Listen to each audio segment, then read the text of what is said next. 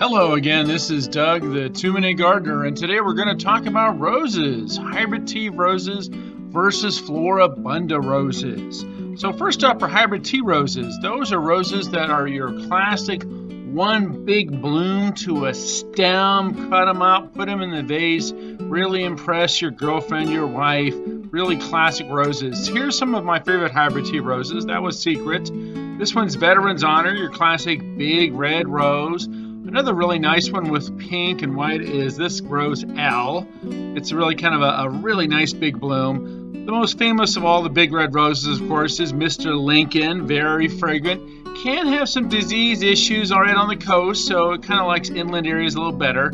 St. Patrick's kind of fun because it has a little bit of green tint as it's first forming. Signature is your classic big pink rose. Lots of really vibrant color in the garden. And again, these are big hybrid tea roses, one to a stem. Marilyn Monroe is a very disease-resistant rose.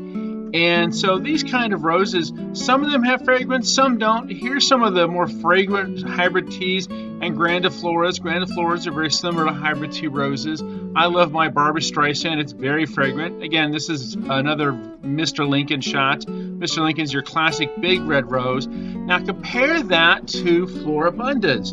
Floribundas are smaller roses, but they'll have 6 blooms to a stem, as many as 9 or 12 blooms to a stem. They're their own mini bouquet. They produce lots of vibrant color in the garden. That one's George Burns, a nice little compact guy, crazy color. And then there's Iceberg, another Floribunda with really good disease resistance, lots and lots of color.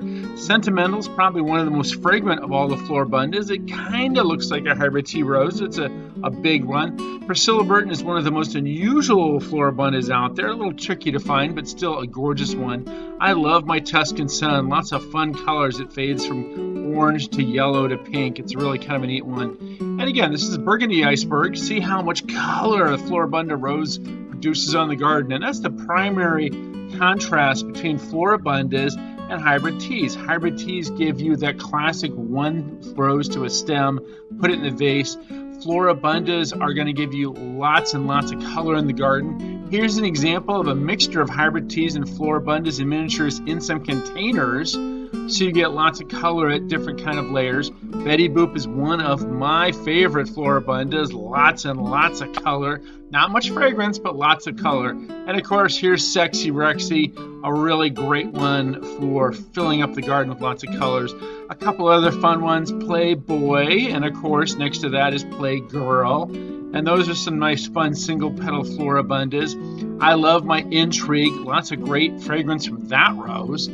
And so these are some of the examples of roses. And if you like this, make sure you hit like and subscribe to get more of my garden videos. That's all for now. This is Doug, the 2-Minute Gardener, saying thanks for watching.